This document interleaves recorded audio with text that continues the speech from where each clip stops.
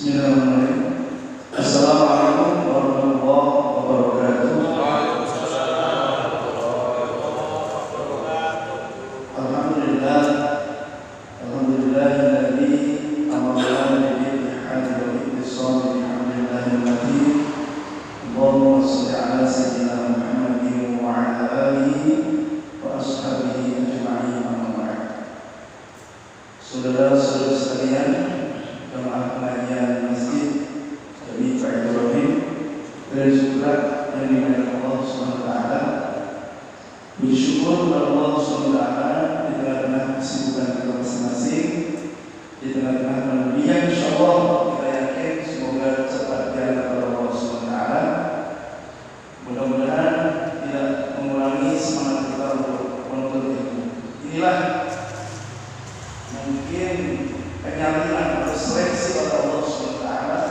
Siapa yang benar-benar mencintai masjid, siapa yang benar-benar hanya bersandarkan kepada Allah SWT. Kematian kita masing-masing sudah diatur oleh Allah SWT. Namun demikian kita wajib bersyariat, yaitu pakai masker ya, cuci tangan dengan hand sanitizer ya, protokol kesehatan jalankan ya. Tapi kalau kematian sudah datang, kita tidak saja. Artinya di sini adalah kita harus berkeyakinan bahwa kematian itu tidak boleh dimakan oleh kita, tapi harus dipersiapkan agar kematian ini menjadi kematian yang indah, atau dalam bahasa namanya kematian yang husnul khotimah. Bapak sekalian dimuliakan Allah SWT, salawat dan salam kepada junjungan kita Nabi Muhammad sallallahu alaihi wasallam serta keluarga, sahabat dan para pengikutnya. Mudah-mudahan termasuk kita yang berupaya untuk istiqomah melaksanakan syariat-syariat yang berwajib. Kita gunakan waktu sampai setengah 9. Saya harapkan waktu 35 menit ini, kalau saya ngajar di sekolah itu 40 menit, itu sudah lumayan menguras tenaga dan pikiran. Kita konsentrasi sehingga apa yang saya sampaikan ini bisa dipahami, kemudian untuk selanjutnya dilaksanakan oleh saya dan oleh Allah semua. Di sini kita akan menyampaikan isi kandungan kitab Qawaidul Fiqh, yaitu tentang dasar-dasar keimanan atau cabang-cabang keimanan. Kemarin kita sudah menyampaikan tentang cabang iman yang ke-9.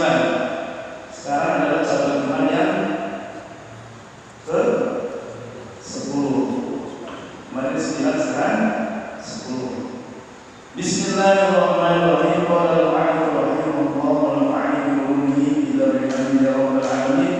Rabbana la ilma lana illa ma 'allamtana innaka antal alimul hakim. Rabbi shrah li sadri wa yassir li amri wahlul 'uqdatam min lisani yafqahu qawli. Bismillahirrahmanirrahim. Wa syu'batul asyram, cabang iman yang ke-10. Jadi iman kita ini ibarat sepeda, ada jari-jarinya. Kalau terpenuhi semua maka dia akan kokoh, kuat, bisa berjalan.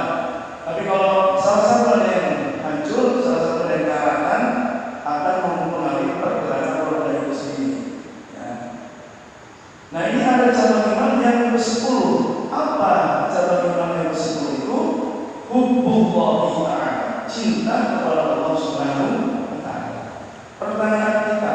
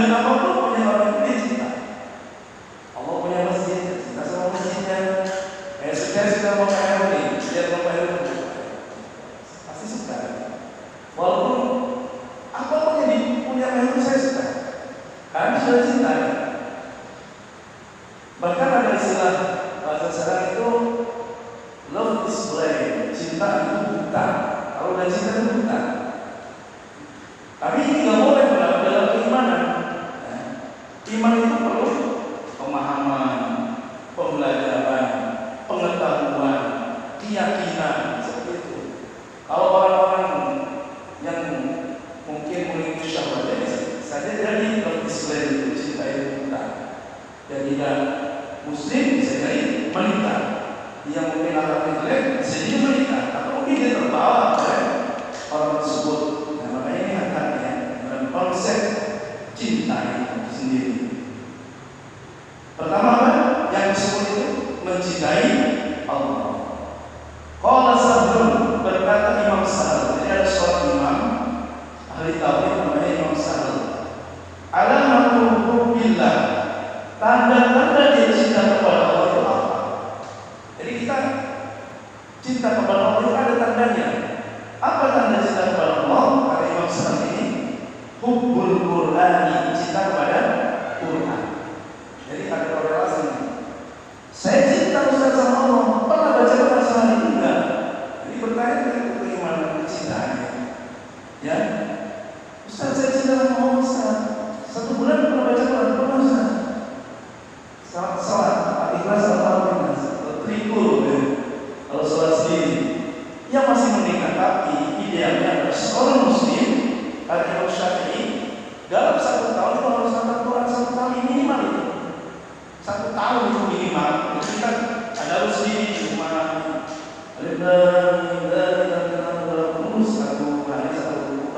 Tapi mungkin kalau kita hitung 365 hari, 366 itu selesai. Minimal kalau itu sudah hafal. Ini memang benar ya. Tapi kata Imam Syafi'i itu. Terus bagaimana kalau 1 tahun kita tidak hafal? Kata Imam Syafi'i itu fasik. Fasik itu dosa. Kita punya undang-undang dan baca, bahkan nggak mengerti artinya kan mengerti berat ya. Makanya insya Allah kita dari konsisten untuk mempelajari tafsir juga nantinya setelah kita Sahih ini selesai. Kalau kita lanjutkan dengan tafsir, atau mungkin nanti berbarengan. Jadi gimana? Tanda atau cabang iman yang tersebut cinta kepada Allah. Ciri cinta kepada Allah itu cinta kepada Quran. Bagaimana sih manifestasi dari cinta kepada Quran? Membaca. Itu pertama, itu tingkatan pertama. Karena apa? Al-Quran itu at-ta'aruf bi tilawati. Membacanya itu sudah ibadah. Mendengar itu ibadah. Jadi apalagi ngaji malam-malam kita bangun dengan ibadah itu. Ya, ini hebat Al-Quran. Ini jangan malas untuk belajar. Nanti kita akan agendakan belajar membaca Al-Quran. Ini kemarin Pak Haris sudah ngobrol dengan saya. Saya selalu merespon silakan buat program, dan program itu yang terukur dan bisa dilaksanakan. Kemarin ada saudara kita yang ngajinya pindah, karena di sini kita memfasilitasi. Sebenarnya bukan memfasilitasi ya. Karena memang kalau belajar itu malasnya itu memang datang gitu. Karena disuruh baca kadang malu. Mestinya nggak begitu. Mestinya ketika kita dipraktek baca mau gitu. Karena kita akan diperbaiki bahasa Al-Quran kita. Dan belajar Al-Quran itu harus talaki. Talaki itu harus berhadapan dengan gurunya. Di mana? Ain itu kan letaknya di mana? Di mana kan? Jadi harus begitu belajar Al-Quran. Kalau cuma dengerin kaset ditiru itu nanti bahaya. Tanggung jawab siapa? Ya, makanya insya Allah ini nanti terserah priori konsepnya mau hari apa, jam berapa, tinggal dibuatkan, kemudian diinformasikan. Mau dalam banyak, alhamdulillah, yang datang sedikit juga tetap kita belajar. Jadi jangan kemudian belajar itu kamu banyak malas, ya jangan. Nah ini zaman seperti ini, ya, zaman sudah banyak gangguan. Ya. Sekarang saya orang bisa belajar tahsin di YouTube, bisa dari ceramah. Tapi kan tidak aktual karena kita berada dengan gurunya. Dan kata Qur'an lamun man la syai'un syaitan. Kalau siapa yang tidak ada gurunya adalah setan. Bahaya. Makanya banyak orang-orang yang akhirnya ketika gurunya sudah bilang hebat, dia ngaku Nabi, dia pun percaya.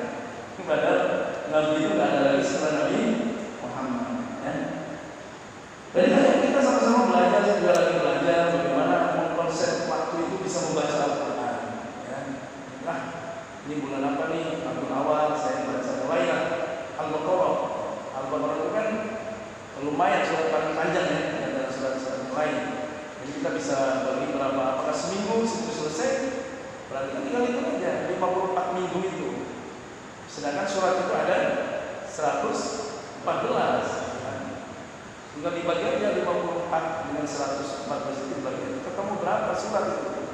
Satu minggu ini. Siap ya baca ya? Pak, saya belum belajar bacanya. Ya baca aja, nggak apa-apa. Yang penting sambil belajar. Yang bahaya itu kalau membaca tidak sambil belajar. Itu kalau salah dosa itu. Tapi kalau kita masih belajar, makanya saya itu yuk belajar supaya kalau salah nggak dosa. Kenapa? Karena kita masih belajar. Kalau sudah pasti ngarang sendiri gitu. Salah saya belajar ya, coba membaca di malam jadi bukan di malam dosa kita mau belajar.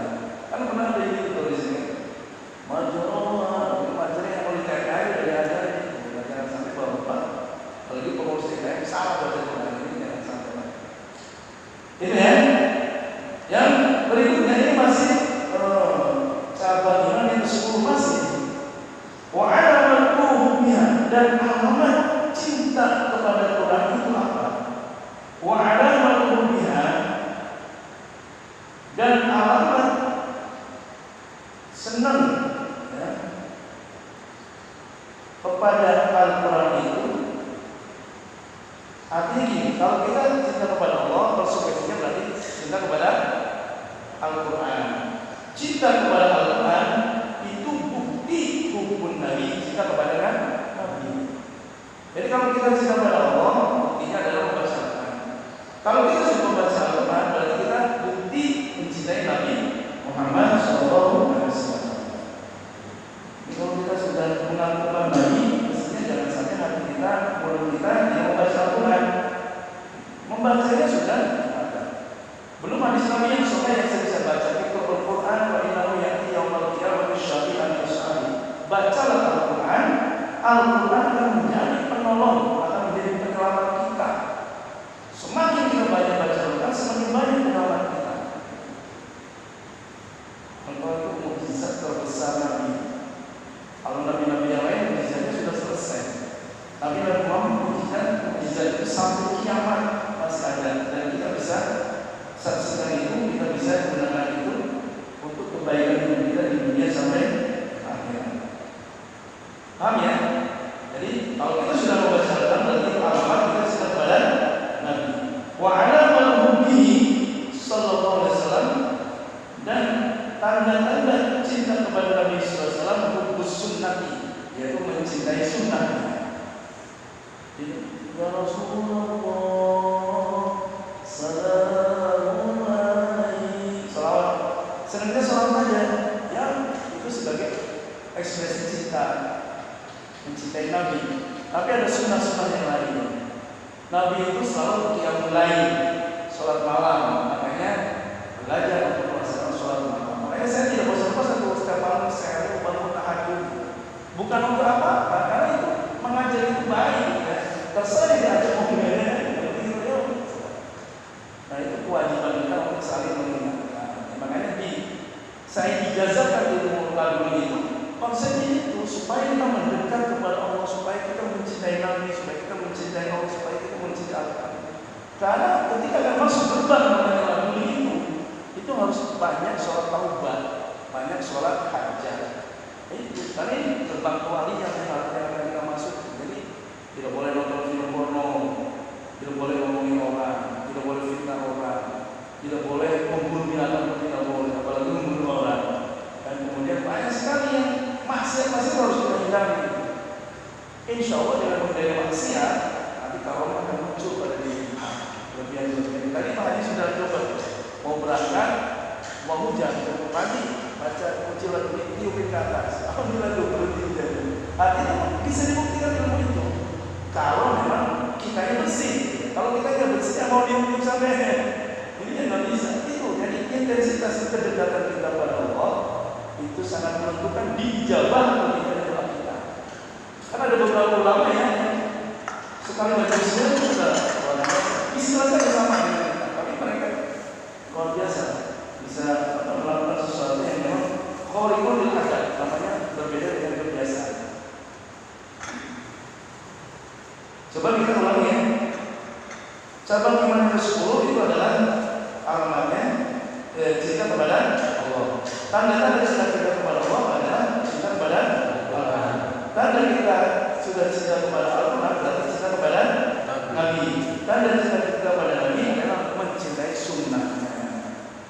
Sunnah Nabi itu banyak ya. Bapak mungkin bisa sebutkan atau mungkin diskusikan masing-masing sesuai dengan ilmu kita. Saya tahu sunnah itu kawin Nabi, ini tidak apa-apa.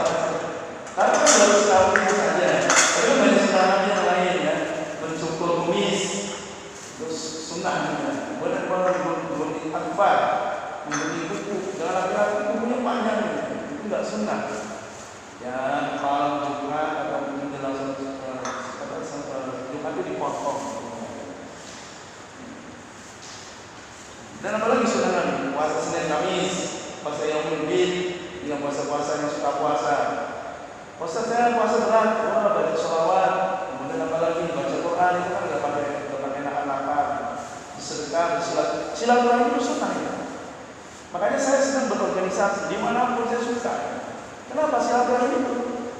Ini saya aktif di Aksi, kemudian PKPK, hampir banyak organisasi taraf nasional. Kenapa? Banyak teman, banyak saudara itu, banyak kemudahan. Kalau kita hidup sendiri itu nggak enak. Ya.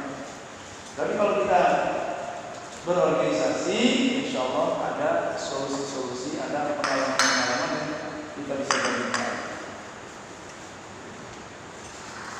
Wa alamat fiha, dan tanda-tanda cinta kita kepada sunnah Nabi, hubbul akhirah, cinta kepada akhirat. Jadi orang yang sudah cinta kepada sunnah Nabi itu tandanya dia sudah cinta kepada akhirat. Ya, gitu. Jadi sudah rajin qiyamul lail. Coba kalau kita sholat malamnya benar ya, itu pas lagi benar ada itu bisa menangis itu. Al-Fatihahnya bisa nggak selesai. Betapa banyak Allah itu sayang dengan kita. Ya. Coba sudah merasakan itu belum dalam hidup kita ini? Sholat sendiri atau dengan istri nangis gitu. Itu tidak bisa ditukar kebahagiaan itu ketika kita mendapatkan apapun. Ya Allah, ternyata Allah itu sayang dengan kita. Kita dijadikan orang yang beragama Islam. Coba kalau kita lahirkan kafir. Karena yang kafir itu cuma dua, yaitu manusia dan jin. Semua makhluk Allah itu beragama Islam atau mengakui adanya Allah. Sampai kepada babi itu muslim. Jadi nggak ada babi masuk neraka, karena dia itu muslim, mengakui Allah Subhanahu wa Ta'ala. Babi itu berkeras dia subhanallah, bukan babi Islam. Babi itu muslim. Selain orang kafir dan jin kafir itu beragama Islam. Semua makhluk Allah bertasbih. Batu, kemudian bahkan kurma itu pernah ada yang menangis. Ya, jadi Nabi itu ceritanya dikasih usulan sama sahabatnya, ya Rasul, supaya keren sih kita bikin mimbar dari batu, dibuatlah mimbar oleh sahabat dari batu. Ketika sedang begini itu ada suara nangis. Itu dikasih pendengar sama sahabat itu. Ayo seperti itu nangis. Siapa itu? Ternyata setelah Nabi kasih isyarat bahwa itu adalah kata kurma yang setiap Nabi berpidato atau berceramah itu buat nyandar gitu. Itu artinya memang betul bahwa benda-benda makhluk Allah yang itu bertasbih. Cuman hebat, mereka itu tidak bernikmat seperti kita, tapi mereka tasbihnya tidak berhenti-berhenti. Buih di lautan, ikan, semuanya itu bertasbih. Banyak kadang kita malu, apakah nikmat Allah itu didustakan oleh kita? Mungkin kebanyakan didustakan. Dan terasa nikmat itu setelah kita sakit. Ya, lagi ini kan nggak kalah nikmat kita begitu sakit ini terus oh baca Quran, kemana itu kemana aja, tapi sudah baca Quran.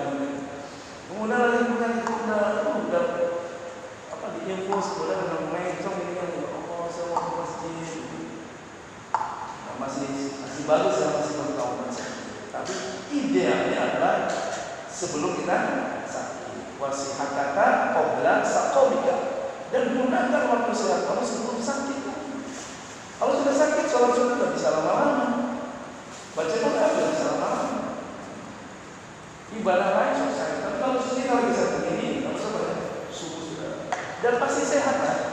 Orang yang subuh keluar, menghirup oksigen dengan baik, olahraga insya Allah lebih sehat kan? Daripada orang yang makan di rumah. Ayo kita bersyukur mudah-mudahan Allah memberikan kekuatan kepada kita untuk istiqomah di dalam kebaikan.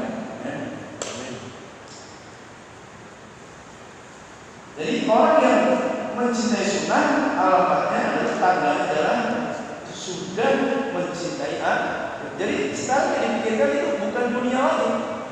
Dunia itu hanya di tangan, bukan di hati. Kalau orang dalam dunia di hati, ketika meninggalkan dunia itu susah. Makanya ada orang yang mati sampai lama, ada 3 hari, susah. Kenapa? Karena dia masih ingin dunia aja. Makanya dunia itu tidak boleh dilupakan, tapi harus dijadikan alat untuk menggapai kebahagiaan di akhirat.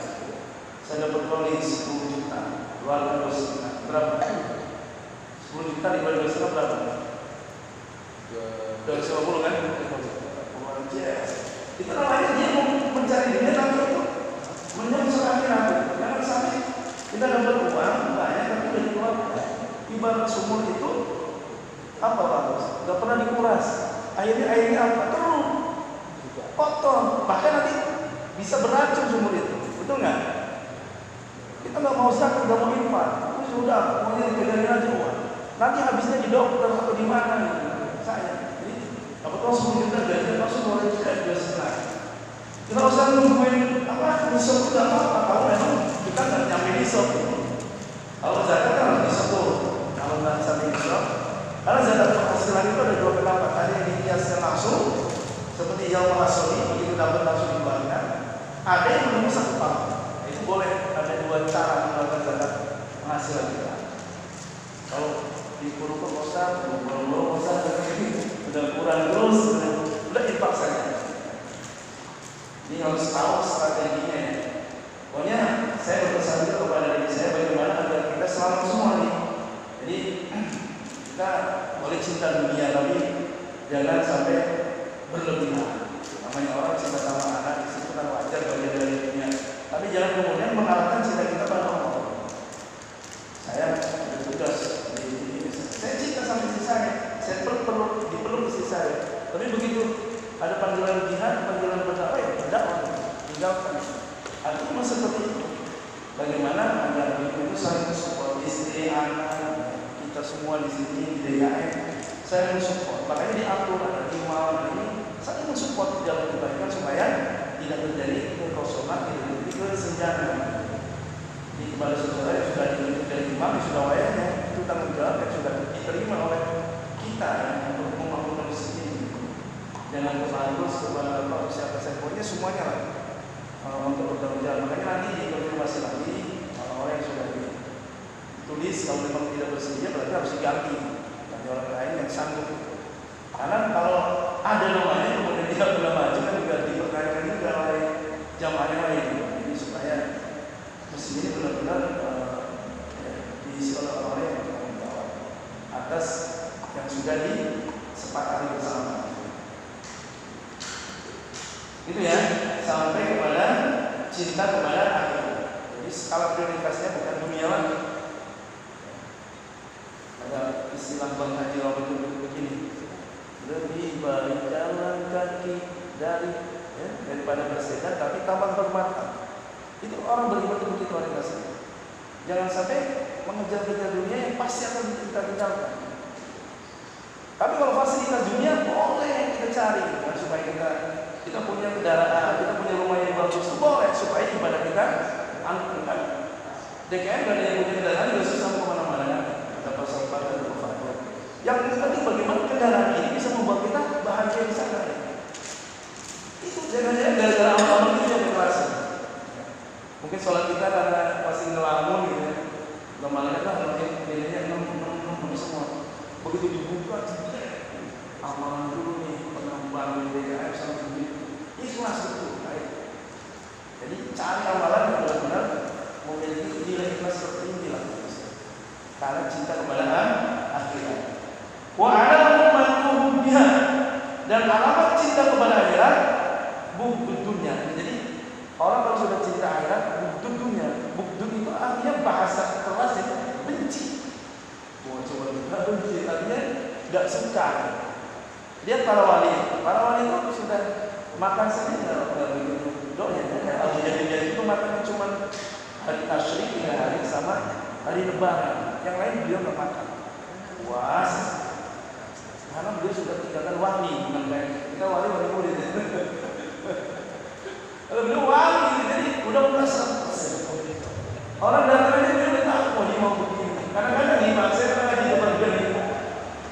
sana, kita di sini. Itu kita lagi juga bukan kita itu tahu, halaman sini, mana kan jauh. Jadi sudah tidak ada batas. Tuh kalau bisa tambah lagi, padahal kan nggak jauh, tapi bisa seperti itu. Kadang-kadang yang kotor ini itu nggak bisa dengar suara beliau. Kalau secara logika yang dekat itu pasti dengar kencang. Yang jauh tapi bisa terbalik begitu yang dengar. Yang jauh bisa dengar jelas suara beliau. Dan itu bisa dengar. Itu karena sudah makromnya makom wali, makom kasih Allah. Banyak kan kalau kita baca-baca apa namanya bagaimana orang yang sudah bugdud dunia. Bugdud itu artinya kalau di sini bugdud itu tidak suka anti dunia. Anti dunia. Anti dunia apa sih? Maksudnya dia dunia itu cuma di sini aja gitu. Udah gitu. Kayak tukang parkir ya. Tidak senang. Ya, tidak hukum tapi bugdud, tidak cinta. Nah, tidak cinta. Cintanya ambil. Jadi bagaimana ini bisa menghasilkan di sana gitu. Saya punya sumur itu biar jadi ladangnya di airnya diikan dengan disedekahkan. Kan ada sahabat Nabi yang begitu ya, membuat sumur kemudian pahalanya untuk ibunya. Siapa datang dia minum di situ, sampai pada minum di situ, atau punya pohon kurma dan sebagainya. Nah ini kita tahapnya belajar bagaimana apapun yang kita bisa menjadi ladang akhirat. Dan menang ini bagaimana bisa menjadi akhirat. Tapi nggak ada rasa syukur, nggak ada. Tapi bagaimana kita punya hasil dari ini ada nilai akhiratnya. Bahkan saya melihat bagaimana para wali itu sholat itu setiap saat. Artinya dia ingat Allah kan. Sholat itu artinya doa kan. Wali itu tiap keluar nafas Allah itu. Nyoba itu diganti 3 menit aja di sholat. Susah ya. Jadi setiap keluar nafas lagi seperti itu. Wali itu tinggalnya sudah begitu. Jadi udah setiap nafas keluar masuk ke Allah. Makanya beliau kan pegang tanah bisa jadi emas. Kalau kita pegang emas jadi tanah, nggak bisa gitu. Makamnya sudah jauh sekali, luar biasa. Sunan Bonang itu jalan di air, airnya seperti biasa saja. Itu adalah khariqul adat. Kalau kita nggak mungkin seperti itu. Kenapa? Memang makam kita berbeda. Tapi bisa jadi kalau Allah berkehendak, itu bisa. Tergantung bagaimana karena Allah dan dari kualitas ibadah. Jadi korelasinya orang yang mencintai akhirat pasti dia membenci dunia dalam arti tidak mencintai, membenci itu tidak cinta, tidak pengen ngumpul-ngumpulin. Nabi Muhammad pernah lagi begini, kemudian pulang Nabi Muhammad itu. Sahabatnya tanya, kenapa ini belum pulang? Balik lagi, ada apa yang Rasul kenapa Anda pulang? Masih ada uang 2 dirham di bawah bantal. Jadi itu yang mengganggu saya mau menjelaskan agama kepada kalian. Itu disedekahkan 2 dirham baru dia tendang. Itu Rasulullah tuh. Kalau kita kan nggak punya uang 2 dirham malah pusing. Ada pegangan. Karena memang kita beda. Makom kita beda dan kita tidak bisa serta-merta meniru Rasul begitu, nggak bisa. Yang ada nanti kita stres. Dan belajar yang pelan-pelan. Mungkin ada uang sendiri kita bagi untuk akhirat. Belajarnya pelan-pelan. Jangan sampai ada orang bingung, rumah ini haram, saya jual. Ini dia bingung gitu. Ada yang bingung. Ada belajar itu. Kalau sudah ditanya, jual semua ini, dulu akhirnya haram ini, bikin rumah sendiri dulu. Ini artinya belajar itu yang mulai dulu jaga 1 tahun, rasakan nikmatnya sholat malam itu berdoa dengan Allah. Rasakan sensasinya membaca Al-Quran tiap waktu, walaupun 1 ayat aja. Tapi kan berat itu untuk menjaga 1 ayat 24 jam, 1 atau 5 waktu. Saya ini lagi dapat amalan lagi 1000 istighfar setengah hari. Jadi besar istighfar 1000 sekarang. Lumayan kan istighfar dari biasa. Tapi kalau biasanya cepat istighfar sampai. Tapi kalau nggak diniat kan susah. Kemudian sholawat 1000. Itu bukan berarti amal mau dihitung. Itu kalau orang mau dihitung itu. Wah, amal dihitung. Yang kita mau lagi latihan belum bisa seperti Anda gitu. Kalau Anda awalnya sudah bersih, ada apa zikir itu belum tentu kan? Tapi begitu, apa namanya itu tasbih bid'ah. Tapi banyak kan orang yang bertasbih ini yang sering jalan zikirnya. Habis sholat, ngomong aneh. Habis sholat juga zikir. Itu ya, jadi orang yang sudah cinta akhirat hasilnya mengusir dunia. Bukan berarti kemudian tidak mengambil bagian. Salah juga kalau begitu.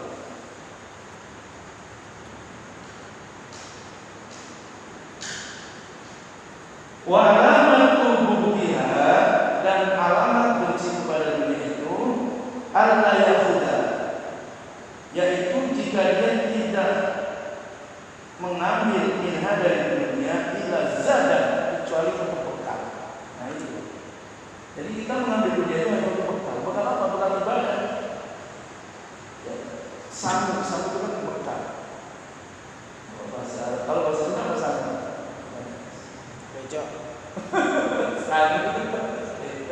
Bekal.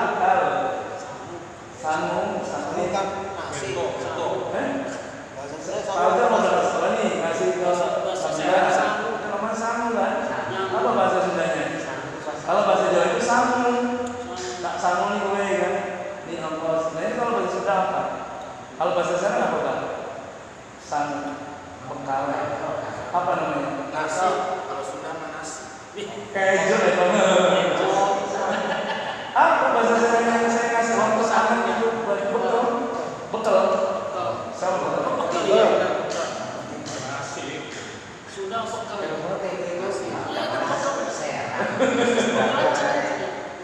Saya nanti ini doang. Kami belajar bekalan di macam. Jangan. Bekal, ya bahasa saya itu ada halusnya. Yaitu dosen saya namanya Pak Dr. Hanafi, itu bahasa saya ada halusnya ternyata. Yang buat bangsa, seperti itu sama nih. Samu ya, oh samu ya berarti sama. Bekal, jadi kita mengambil dunia itu hanya untuk bekal saja. Bekal untuk akhirat. Wabulutan artinya samu. Jadi ditauhidkan lagi. Kita mengambil bekal dari kehidupan dunia ini cuma sekedar bekal saja. Ilal akhirati, kepada negeri akhirat. Jadi apapun yang ada di tangan kita sekarang ini menjadi bekal kita buat akhirat. Kita ini nggak tahu siapa dulu yang mau meninggal. Nah, kayak kemarin ternyata Pak Junet terlebih dahulu. Padahal beliau sehat betul kan? Nah, ini yang harus jadi pelajaran kita, bukan kemudian nggak mengambil pelajaran. Gitu. Karena kita masih 20 tahun lagi ya.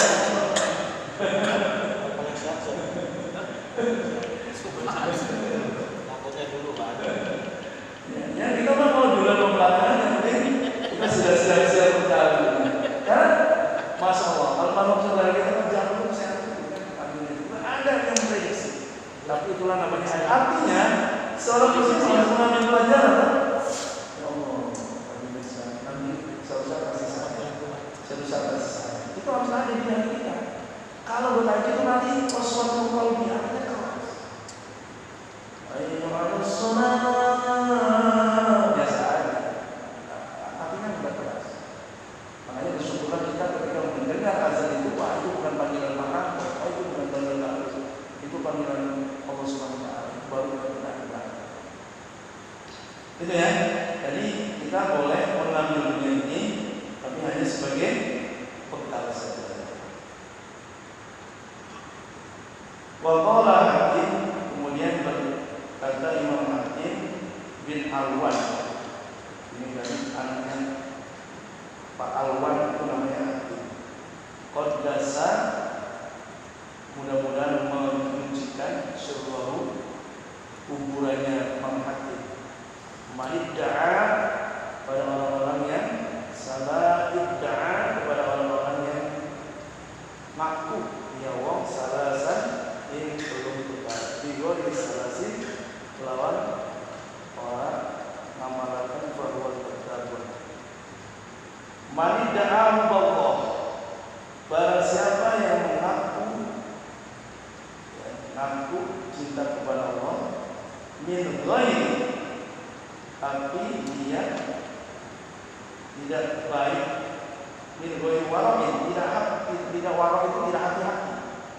Jadi orang yang menaruh cinta kepada Allah itu ada tandanya hati-hati. Mau makan, ya dimakan ini. Sampai ada guru saya itu, ketika ada yang memberikan itu, dia sampai nanya kepada aku, ada bantuan dari desa, dia tanya ini mau apa? Tapi seperti itu ya. Kalau ini kan untuk main ambil aja. Ini orang berarti sudah waro. Waro itu artinya menjaga yang makruh, menjaga yang jangan makruh aja dia sudah tidak mau, sudah hati-hati. Jadi orang yang mau cinta kepada Allah itu harus memiliki tanda kewaroan. An-mahani daripada yang diharamkan Allah. Tapi kalau orang itu sudah ngaku kan boleh ya. Saya ngaku, ayo saya kemarin baru ketemu sama Pak Jokowi, kan boleh ya. Tapi Pak Jokowi ketika dikonfirmasi apa ini kan alasannya. Jadi sedih kan kalau dibuktikan kita mengaku cinta kepada Allah, tapi ternyata perilaku kita tidak. Kita nggak warok, kita tidak hati-hati. Kita makan nggak hati-hati. Kita bergerak tidak hati-hati. Kemudian apa? Warok itu lebih yang awalnya berusaha mendapatkan, tapi yang mampu sudah mulai dijalankan. Apalagi yang haram. Kalau terjadi begitu, bahwa kadzabun, maka kita dikatakan orang yang bohong. Aku beriman, aku cinta pada Allah, tapi tidak warok, mungkin tidak hati-hati. Karena sudah warok itu mau bicaranya hati-hati. Kayak ulama-ulama yang sudah ada Abu Ya itu ngomongnya itu hampir jarang sekali ngomong. Coba Pak main ke Lamongan ya, ke Abu Ya mungkin namanya kan sudah katanya umni ya sekarang itu ngomongnya jarang. Karena yang ada di mulutnya itu hanya Quran, karena hafal Quran. Paling ngomong sepertinya saja. Orang hafal Quran itu salah satu orang yang dicintai oleh Allah. Dan biasanya dia warnanya luar biasa, sampai meludahnya kan sembarangan. Makanya kenapa demikian? Karena semakin kita mendekat kepada Allah, cinta kepada Allah, kemudian warok itu aroma terutama akan muncul. Tapi semakin kita maksiat, aroma akan hilang, akan menyusut. Makanya saya pesan kepada semuanya, dan kepada diri saya juga, kalau kita takut kepada Allah tidak ada solusi lain kecuali mendekat. Berbeda kalau kita takut sama macan, ya. Kalau kita takut macan kita jauhin. Tapi kalau kita takut sama Allah, deketin Allah. Cara mendekatnya kita itu. Yang lain membangun kita sudah. Yang lain kita baca Quran, kita baca Quran. Yang lain bersedekah, kita sedekah. Sedekah itu bisa menolak bala. Dulu di zaman Nabi Musa itu ada orang